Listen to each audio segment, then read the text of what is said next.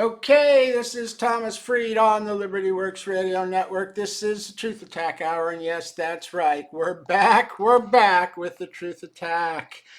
Okay, I got a couple of things I want to get into tonight, so why don't we get the preliminaries out of the way. We are the Liberty Works Radio Network, and we do need the support of the members of the listening audience to keep the broadcasts coming and the network operating. So if you enjoy the shows, the information, the discussions, the topics, the lectures, the guests and the hosts on the other shows on the network, we sure would appreciate it if you could find your way over to libertyworksradionetwork.com website. Get signed up as a monthly subscribing member, even if it's as little as $10, $20 a month. We need the support of the audience to keep the network operating. So every membership counts. Please get signed up. Tell friends, family, neighbors, business relationships to listen in, get informed, and get educated on the law and the maladministration of our Constitution by the current government. It's not just the Democrats, it's the Republicans too. Although Trump's doing a hell of a lot better than Joe did, isn't he? Okay, if you want to get fully informed on that federal tax fraud that the income tax has been exposed to be by the Supreme Court's ruling last June in Moore et al. V. United States, that nobody seems to understand, but it's absolutely clear. They exposed it. It's over. Since the 1980s, actually since 1955, the federal government has been forcing the federal income tax as though it were a direct tax on everything you did, labor, earnings. And that's why Section 61, sources of gross income, things like rent, interest, dividends, none of those are taxable indirectly under the Constitution by impost, duty, or excise. The only way to tax those sources is to turn the tax into a direct tax under the 16th Amendment, which is what they've done since the end of World War II. They duped everyone into paying using the victory tax during the war. When it expired, they just continued the withholding of tax when there was no more tax to collect because the victory tax expired.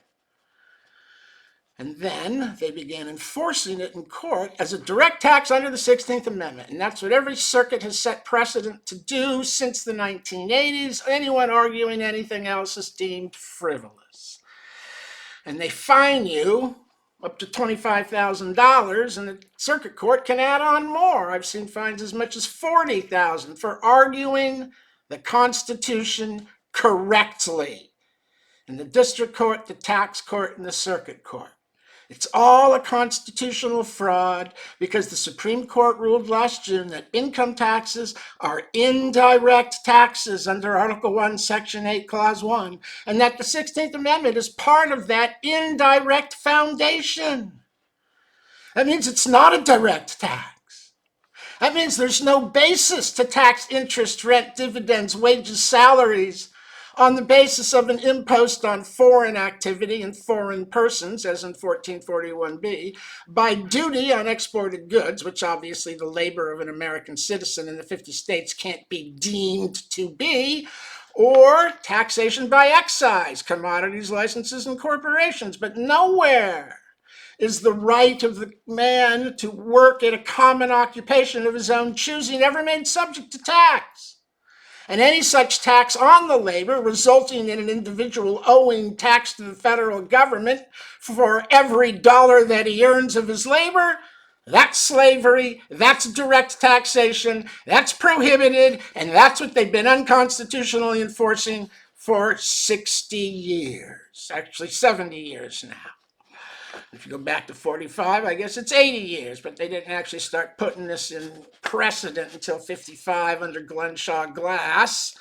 And then since 1980s in various different cases in the circuits, which is what all the courts point to now as the circuit court holding, instead of the original Supreme Court holding, Brishaber, which said, no, it's not direct, it's indirect.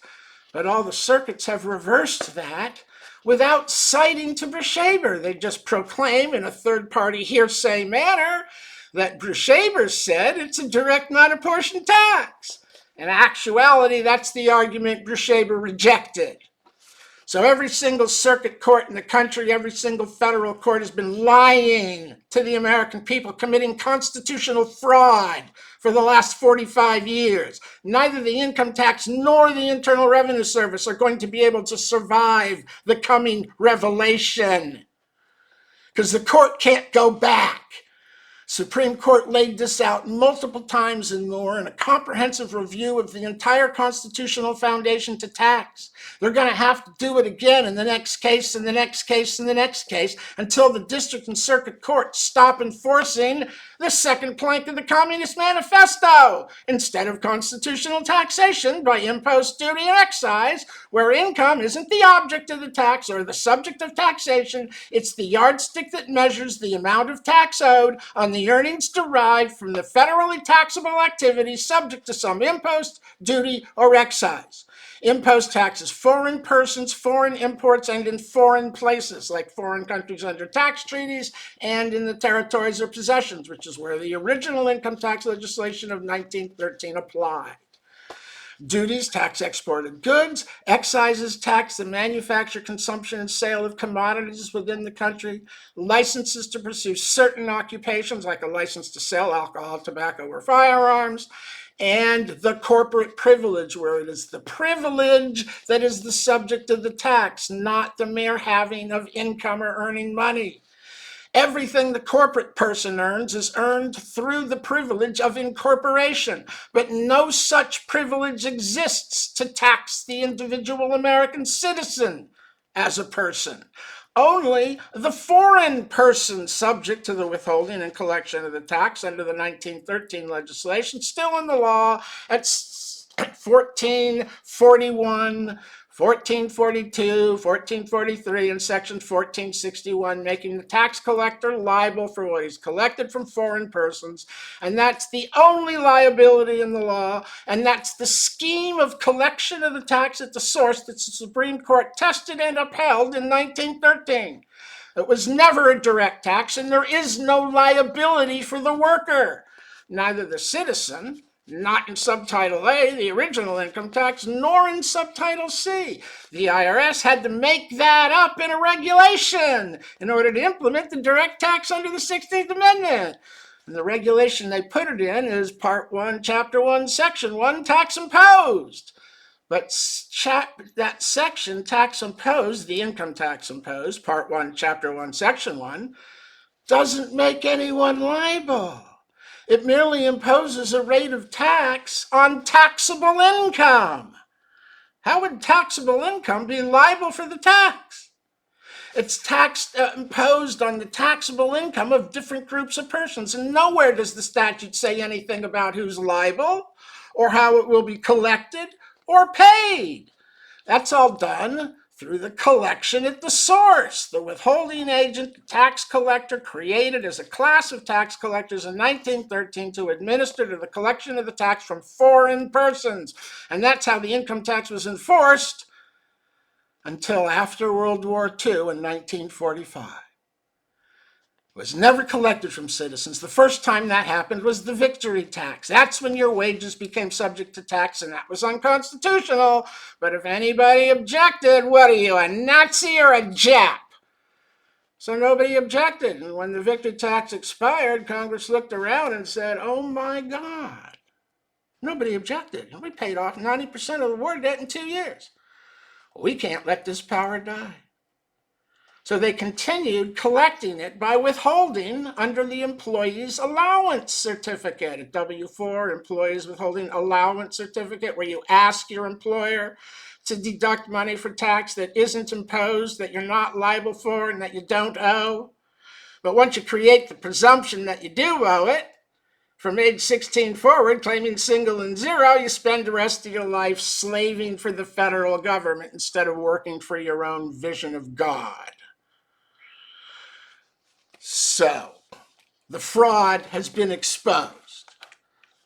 The whole system, the income tax, the IRS, the lower courts, the circuit courts, they have all been engaged in a conspiracy of sedition and constitutional fraud for 45 years. And this Supreme Court is putting an end to it. The same way they put an end to the liberal Roe v. Wade abortion, the same way they put an end to the liberal affirmative action. The solution to historical discrimination is more discrimination going forward. We'll just reverse the discrimination. And they put an end to regulatory deference under Chevron, which is where the liability for direct tax comes from. Regulatory deference under Chevron. When the Supreme Court says there is no more regulatory deference, the liability for tax ends and goes right back to 1461, the liability of the withholding agent for what he's collected, because that's the only liability that exists in law. And when the Supreme Court says in Moore et al. In June last year that the income tax is indirect and not direct, and under Article 1, Section 8, not the 16th Amendment, that puts an end to the IRS's assessing the tax as a direct tax without limitation, no apportionment, no proportionate imposition, based on sources of gross income. That's all direct taxation, which is prohibited unless it's apportioned to the several states, which obviously it's not. So the assessments for the tax as a direct tax can no longer be sustained. The same way that the assessments for the tax couldn't be sustained in 1896 under Pollock. Source doesn't create any new power to tax, and it never applied to anything other than the earnings of the corporate person. That's what they were testing in 1896.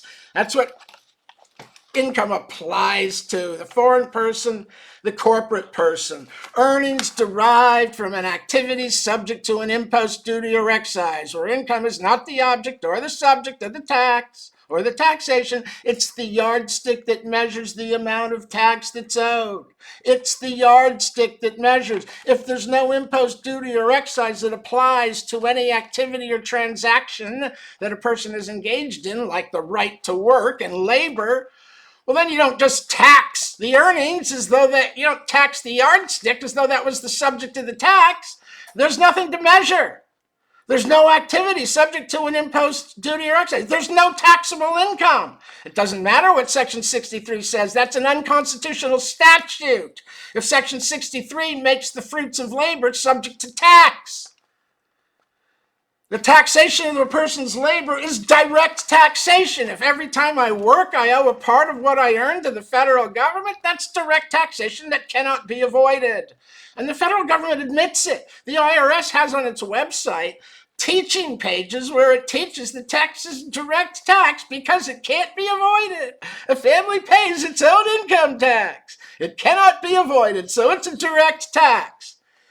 These idiots are so drunk on the Kool-Aid, they don't know how goddamn stupid their nonsense is. And a surprise, it only took the Supreme Court 45 years to fix it. We did a better job of fixing Dred Scott. Took only 4 years to fix that, going to war. This has enslaved the American people and nearly destroyed the currency, which is bad because as goes the currency, so goes the fate of the nation and the quality of life enjoyed by its people, even more importantly. Your quality of life is tied to the strength of your currency. The Democrats are running it out. Elon Musk is absolutely right. Balancing the budget, cutting the waste, eliminating the fraud, reducing expenditures, reducing the deficit is not an option. It is absolutely mandatory.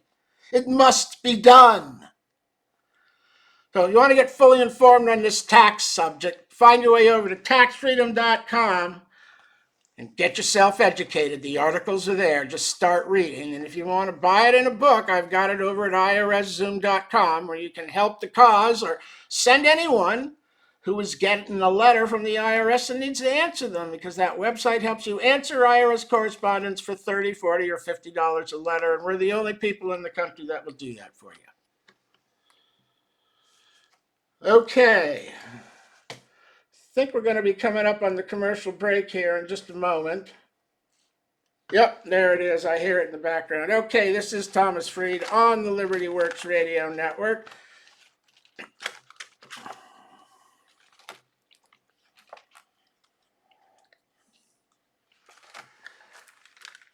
Okay.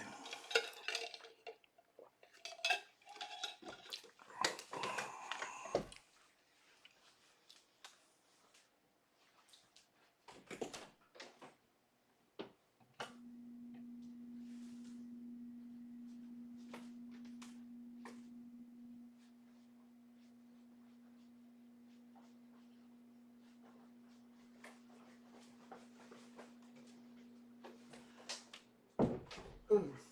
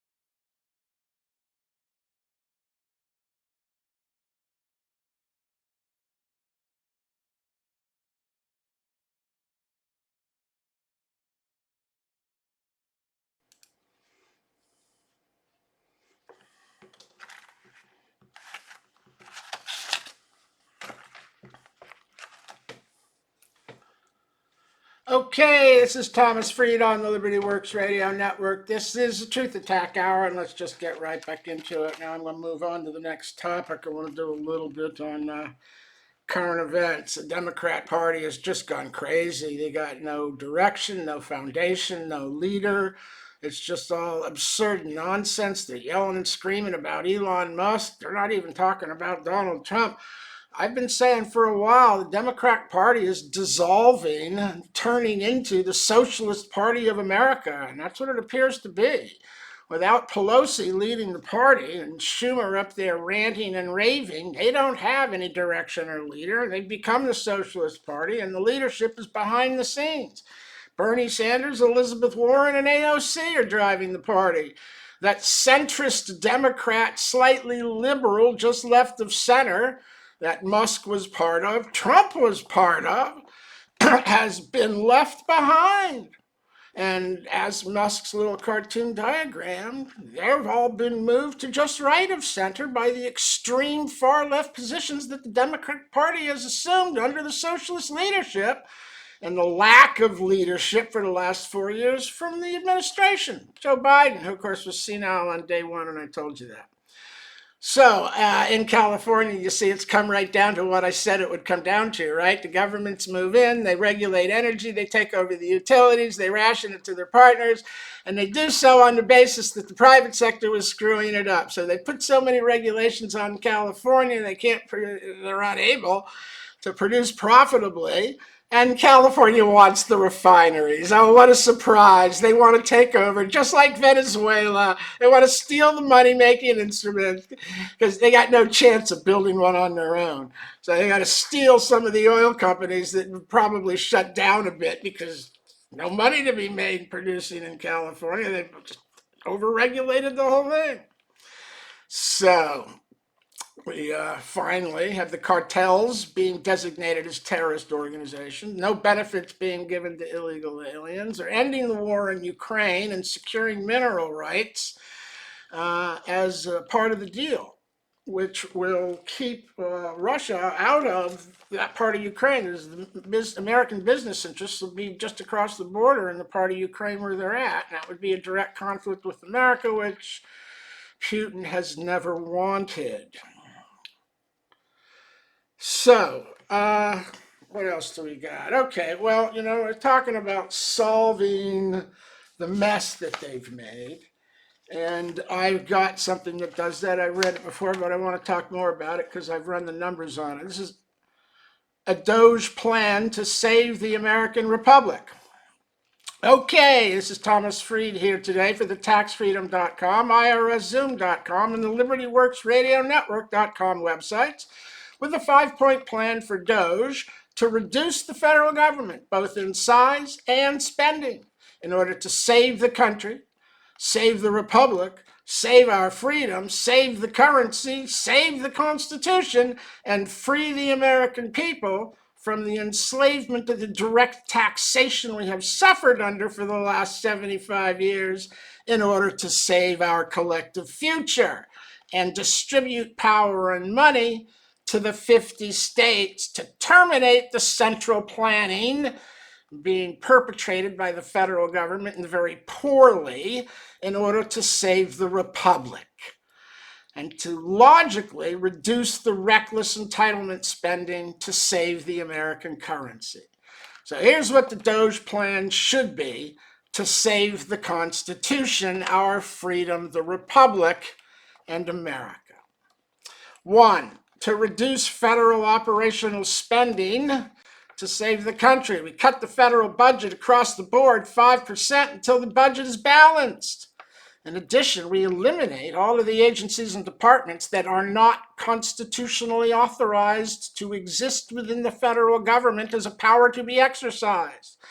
We eliminate entirely, well, almost entirely. You keep like 1% of the office and move it over to the Department of Interior to coordinate with what's going to happen in the 50 states as a result of adopting this. You eliminate the Departments of Agriculture, Energy, Education, Labor, HUD, Housing, Transportation, EPA, Occupational Safety, Commerce, and HHS, Health and Human Services. You don't quite eliminate HSS. We're going to leave Medicare and Medicaid in place for now, but I've got numbers that we'll go through in a bit. So you eliminate all of these things because they're not in the Constitution. They're not federal matters. They're not federal areas where the Congress can write law or spend money. It's not constitutionally authorized.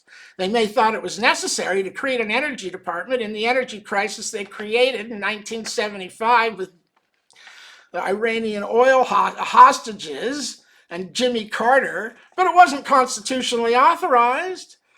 These became federal departments precisely because there is no money for the states to access to use to administer to these areas. The states don't have the unlimited access to printed notes that the federal government does. So these all became constitutionally unauthorized federal operations by de facto because of the void that couldn't be filled by the states for lack of funding.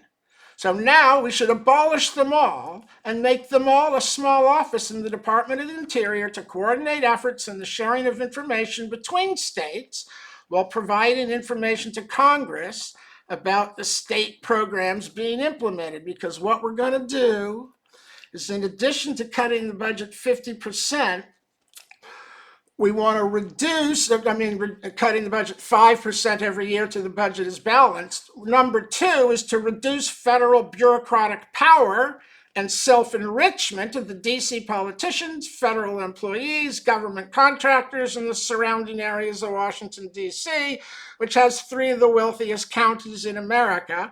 And we're doing this to save the republic, because central planning out of one city with all the spending happening there will turn into a dictatorship or a socialist monopoly. We need to distribute the spending to the state capitals, all 50 states. So what we're going to do is all of that budgets for the eliminated agencies that's been cut 5% across the board, we're going to take it out of the federal spending. We're going to cut it another 5%. So that half of the budget is cut 10%, the other half is cut 5%, and we're going to give all that money to the states so that the states can administer in their state and spend out of their capital on programs in their state, on contractors and business in their state, so that all the money won't be going to the international conglomerates that Washington, D.C. contracts with and can't get any contracts written anywhere else. Look at the Let's Build recharging stations. Look at the rural internet programs. All of these things had how many billions set up and what? 8 charging stations and nobody hooked up except what Starlink had done before they pulled the contract? So we're going to give all this money for agriculture, energy, education, commerce, labor, healthcare to a certain extent, housing, transportation, EPA and OSHA. Those are all state functions. And this budget for all the agencies is cut 10%. The states won't mind. They didn't get a dime last year. They'll love having this money. And we're going to cut those funds 10% every year, along with cutting the federal spending 5% every year until the budget is balanced. Cut it across the board, 5% every year, and cut the funds to the states an additional 5%. So you're cutting them 10, that'll make about 7.5% cut per year till the budget is balanced. And this will give the states money to do the things that it's in their domain to do. We must break the federal monopoly on power and money. To do so, we should distribute the funds for those eliminated departments and agencies to the states, cut by another 5%, 10% in total per year until a balanced budget is achieved, to be administered in each state by that state's legislature under state law to address the agricultural, energy, education, commerce, labor, health, housing, transportation, environment, and occupational safety needs of that state in each state according to their own priorities, as decided by their own legislatures under state law, and not under the dictates of the central planners in Washington, D.C., thus creating distributive spending out of every state capital, not just out of, in, and around Washington, D.C., one single city. Give the states the ability to manage their own affairs and spend money in their state without imposing oppressive taxation on the people and businesses of a state to raise the money that would normally be needed to do it, because it's coming from the federal budget. By providing money for the states to use in each of these areas, we can reduce the federal government and cut the budget aggressively until it's balanced, and the states won't mind a bit. We then continue cutting those distributed funds, as I said, every 10% every year until the budget is balanced. So we're cutting the bureaucracy, we're cutting the waste, we're cutting the central planning, we're creating distributive spending, which will create and stimulate economy and business around every state capital in the country. 50 cities spending money instead of one. 50 cities building jobs and infrastructure instead of one not doing anything except hiring more bureaucrats to study the issue, not knowing what the hell they're talking about. Okay, number 3, to restore freedom and liberty to we, the American people, to save our future and freedom. No more income tax. No more direct taxation of the American people, their labor, and or their properties and assets. Rent, interest, dividends, salaries, wages, commissions, tips, annuities, alimony.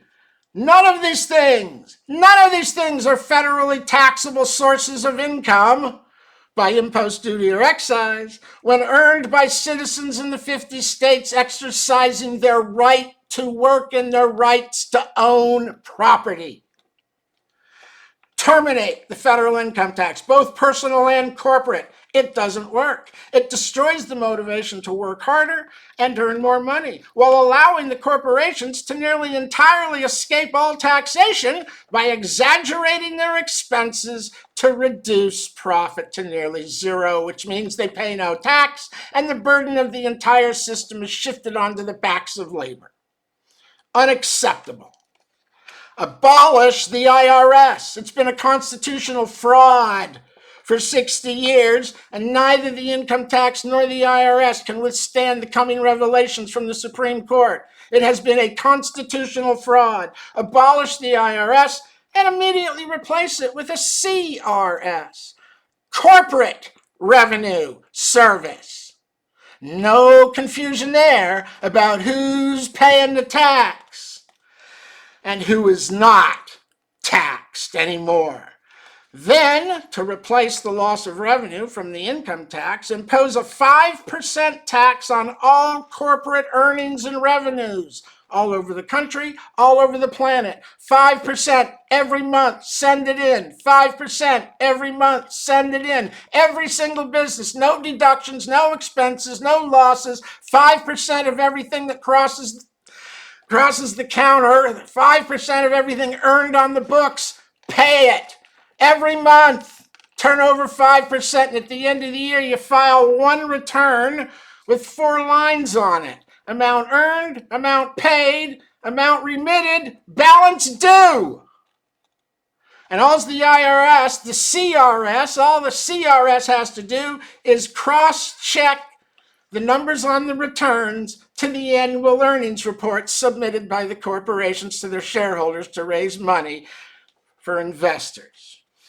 So, no deductions, 5% every month, a flat 5% on all revenues from all over the planet every month on every American and foreign company operating in America and everywhere on the planet for American companies. Replace the fraudulent income tax with a real system that will raise revenues from the government and free the businesses from having to not make money in order to avoid tax. Motivate them to earn as much as they can, and it won't matter. You don't pay a single penny more on the rate of tax. It's 5% on everything, no deductions. Doesn't matter what you do.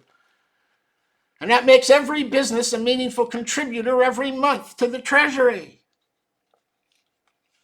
And that becomes the budget that Congress has to learn to live within. Okay, I hear the second break coming up. This is Thomas Freed on the Liberty Works Radio Network. Keep tuned. I'll be back with more. I've got more on this plan.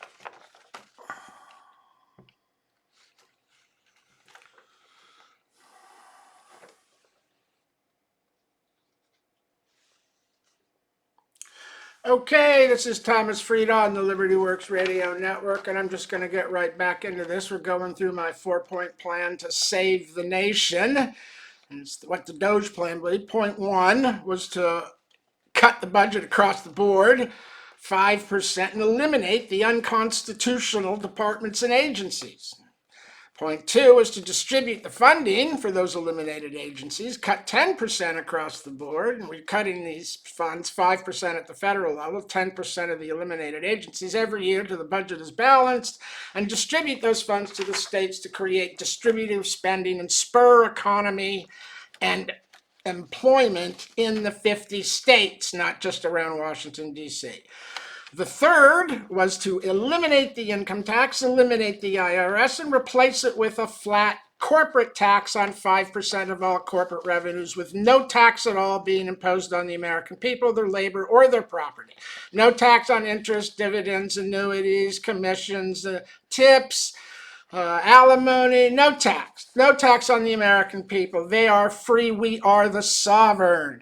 And replace it with the Corporate Revenue Service, replace the IRS, and tax with a flat tax on all corporate earnings. Okay. Point four, to reduce federal entitlement spending in order to save the currency. We have to means test Social Security and Medicare recipients. No payments to anyone with a net worth of what, 500 to 750K, over that? You means test, pay your own money, spend your own money until you have less than 500K in net worth, and then we'll kick in a graded amount of Social Security monthly benefits down to getting 100% when your net worth falls below $50,000. So, or somewhere along the numbers should have to be set by Congress, but the idea is government shouldn't be paying for retirement to a wealthy people or for their health care. They should spend their own money until they no longer have enough to be able to do it. We don't want to move people out of their homes, so you should be able to have like maybe $150,000 worth of equity in your home before you have to buy a condo for 50 and live off of the 100. The wealthy should spend their own money, or mostly their own money, until they're not wealthy anymore, and not get ours simply because they're old or over 64, and the politicians want to buy their old and insecure vote by promising them sustenance that never is sufficient. It's become a political gimmick and a bribe. We got a means test Social Security and Medicare. And that will reduce the payments and help balance the budget and stop the deficit we're running. And we also will leave enough in the benefit pool to pay the poor enough to actually live on, like $1,500 a month instead of $500, because you're not giving $2,500 to people like Donald Trump and Bill Gates. And I'm going to talk about Medicare because, of course, the proper way to handle health care is not to put the insurance companies in the middle. That doesn't work. Insurance companies are getting rich off of being the middleman. What you need is a network of hospitals and clinics that are staffed by doctors and nurses and EMTs that are salaried and perform whatever has to be done just for their salary. The hospital and the clinics just perform the services, and you can actually do this by taking the VA network, getting rid of the bureaucrats running it, replacing it with doctors and nurses and a U.S. health corps that run the VA facilities for everyone. Anyone can come in and get taken care of, and the states will be given some money to help out administering this network of hospitals and clinics that are staffed and don't charge for the services. They're just paid as a U.S. health corps. And then you have the private system and this U.S. health corps system, and people can choose what they want to do. Okay, now the fifth plank, I lied, it's not a 4-point program, it's a 5-point program, because we have to save the Constitution, and the way to do that is to amend it just one time to prove that it's possible for Congress to get together and amend the Constitution when it's absolutely necessary to do so, because everybody agrees that's something the government should be able to do. But what am I talking about? Well, what does the Constitution provide for? It provides for a permanent Navy and an Army that isn't permanent. An Army is only a small corps, and it has to raise the Army on revenue bill from Congress, which can only last for 2 years to fight a war. So there isn't supposed to be a permanent army because it drains the budget and the treasury and becomes a threat to a coup. And the founding fathers understood that, so they provided for a permanent navy with a land force, the Marine Corps, within it to respond to anything that may be needed to respond to on an emergency basis, while Congress raises the money to let an army raise an army and put it in the field to relieve the Marine Corps. The Navy needs a permanent amount of ships to defend the coastlines and our interests around the planet. But what has been the deciding factor in wars since 1918? That's right, the Air Force, the planes. Shock and awe, death from above. They have been the decide. Where's the Air Force in the Constitution? Oh, it isn't there. So there's no money for an Air Force. There's no authority to spend money on the Air Force. Well, you have to have a permanent Air Force because you can't raise the planes in 5 minutes like you can the Army. You have to have the planes, the fleet maintained. We need a permanent Air Force. So you need to amend the Constitution to allow the permanent Air Force. And then you can put the Space Force in the Air Force. The next Democratic administration can't eliminate it because it's constitutionally authorized as part of the Air Force. So we amend the Constitution to allow it to fund and maintain a permanent Air Force and a fleet of airships to defend the nation and its interests. The Space Force goes under that. We can prove that it is possible to amend the Constitution because who in their right mind would argue that you don't need planes to defend yourself anymore for some reason? So yeah, a permanent Air Force is an absolute necessity. There's no authority for it in the Constitution. It's been taken for granted for years. But if you're going to shut down all these other agencies, the liberals are going to go nuts. If they ever get back in power, they're going to try and take down your programs. So you need to codify them in the Constitution. And anyone who won't vote for an Air Force, they're probably losing the next election once their opponent points that out. Because that literally is treason and surrendering to the enemy. So there's the 5-point plan. Reduce spending 5% across the board, eliminate the unconstitutional agencies, authorize the one that you need, distribute the money to the states so that you have spending out of 50 different state capitals and projects being funded and contracted, which will spur and stimulate economic activity out of 50 different cities all over the country, instead of only making the politicians and the lobbyists in D.C. rich. Not to mention the secretaries and the other bureaucrats who are all being overpaid to sit on their ass and go, we'll study that in 2 years after we're done studying what we started in 1950. And no, you can't see the UFO files or the Kennedy files. No, you can't show them to you. So, there's the program, folks. Cut the budget across the board, distribute the money to the 50 states, means test your Social Security. Now, what happens in the states? When you do this, we're going to take out, HHS has a budget of $2.3 trillion. 1.7 trillion of it is Medicare and Medicaid, so we're taking that out. And out of the total budget you have here of 3.162 trillion, we're subtracting 1.7 trillion for the Medicaid and Medicare, which we're not touching initially with this proposal. That leaves 1.452 billion for the 50 states to share, proportionate to the census. That means California, which had a state budget of $322 billion, would get $173 billion. That's basically 12% of the 1.4 trillion. $173 billion on a budget of 300, they're getting 50% of their budget from the federal government. Imagine how much more the state government could do with that money. And that's cut 10%. And Texas would get $126 billion of a $321 billion budget. Again, more than half. Florida gets $93 billion of a $116 billion budget. How are they getting by on $116 billion? I don't know. But they get $93 billion on top of the $116. That's almost 100% more money. New York gets 86 billion on 229 in budget. Pennsylvania gets 57 on 125. Illinois gets 53. Gets 56. This can't be right. Illinois gets 57 billion on a budget of 53. You get more than your whole budget. All the way down to the bottom of the list, where you have Vermont and Wyoming with 0.23% of the population getting 3.34 billion each against 8.6 billion in Vermont and 5.5 billion in Wyoming.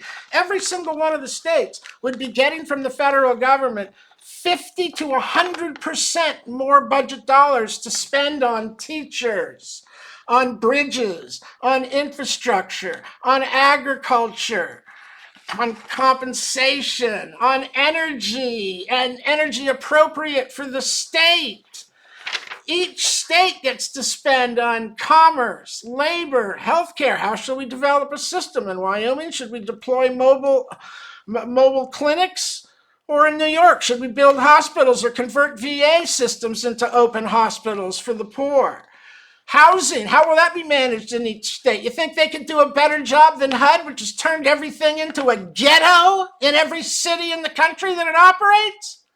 All of those facilities should be given back to the state, put under these budget dollars, fixed and provide housing for the people. EPA, environmental protection, that's a state issue. That's not federal. I get the federal government, the only thing they're doing is run around shutting down farms and businesses because of the drainage ditch. None of these things. Occupational safety, commerce, labor. All of these things can be easily solved if you distribute the money to the states and let them solve it locally. Instead of the central planners in D.C. pushing communism down the throats of the American people and enforcing, yes, the second plank of the Communist Manifesto, which reads a heavy progressive or graduated income tax. That's where you find graduated taxation. Class warfare, divide the people into different classes and then tax each class at a different rate and just sit back and watch the fireworks fly and the bombs explode in the warfare between the classes. And each class constantly calls out to the federal government to step in and assume more power, more authority over the lives and people, and to end the class conflict that the government engineered in order to usurp more power. Everybody has to be treated the same. That's what uniformity of taxation means. You can't treat the rich and the poor differently any more than you treat the Jew and the Christian differently, or the black and the white differently, or the man and the woman, or the young and the old, or the gay and the straight, or the Italian or the Irish. You can't write different laws for different classes of individuals. Graduated taxation is only authorized for use with the inanimate corporate person, the privileged licensed person, and the privileged foreign person subject to an imposed duty or excise. But where there's no impost on foreign activity, no duty on export activity, no excise on commodities, licenses, or corporations, there is no income to measure as taxable income. That's all been a constitutional fraud. And it's all exposed on taxfreedom.com. And you can get help with the IRS arguing against their constitutional fraud, which is now exposed, for just $30, $40, or $50 a letter at irszoom.com, where I can also help you with the United States government on tax claims in court, both civil and criminal. So anyone who knows anyone who's in trouble with the IRS, legally or administratively, send them over to the resources and let's get busy shutting this down. Because it is absolutely 100% unconstitutional. Oh, and this Doge plan to save the republic is posted over at taxfreedom.com. I don't have the state numbers yet. I might put that up too. I just have it in a rough table right now. Okay, so I think that's it. I hear the last commercial break coming up. This is Thomas Freed on the Liberty Works Radio Network. Find your way over to tax-freedom.com and get fully informed on the constitutional fraud that has become the income tax. We'll be back next week with more.